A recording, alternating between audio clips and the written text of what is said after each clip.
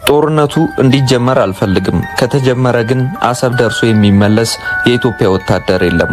ይህን ያሉት የቀድሞ የኢትዮጵያ መከላከያ ሰራዊት ጠቅላይ ኤታማዦር ሹም ጄኔራል ሳሞራ የኑስ ናቸው።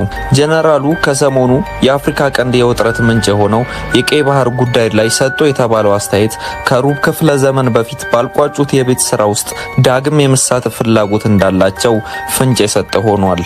የጠቅላይ ሚኒስተሩን የፓርላማ ንግግር ሁሉንም ሰምቻለሁ።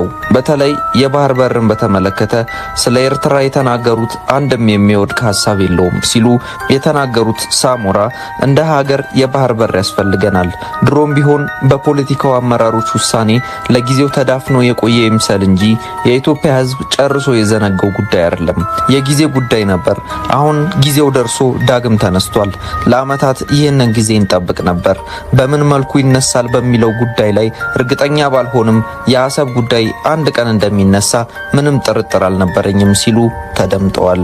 ወደቡን በምን መንገድ መመለስ ይቻላል በሚለው ዙሪያ ከብዙ ሰዎች የተለየ ሐሳብ እንዳላቸው ያልሸሸጉት ሳሞራ የሻዕቢያ ሰዎች ሰላማዊና የድርድር መንገዶችን ይመርጣሉ ብለው እንደማያምኑ ገልጸዋል።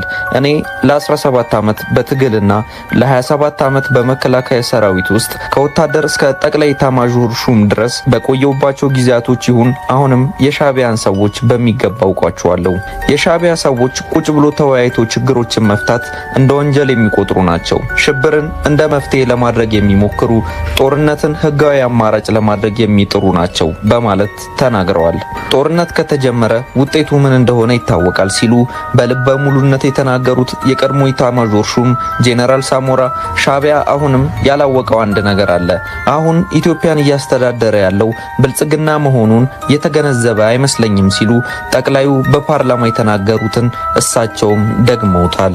ጄኔራሉ በአዋጊነት ስለተሳተፉበት ያኔው የኢትዮ ኤርትራ ጦርነት የታሪክ ሂደት አንስተው በቁጭት ይናገራሉ። ያኔ የተፈጸመው ስህተት ዘላለም የሚያስቆጭ ስህተት ነው። በወቅቱ ግንቦት 4 በ1990 ዓመተ ምህረት የኤርትራ ወታደሮች በሁለት ኮር በ6 ክፍለ ጦርና በአንድ ሜካናይዝድ የተደራጁ በመድፎችና ታንኮች ታጅበው ባድመንና አካባቢውን በወረሩ ጊዜ ለወረራው በአጸፋ ምላሽ ይሰጥ የሚል ውሳኔ ለማስተላለፍ የኢህአዴግ ስራ አፈጻጸም ሆነ የህዝብ ተወካዮች ምክር ቤት ጊዜ አልፈጀባቸውም ነበር።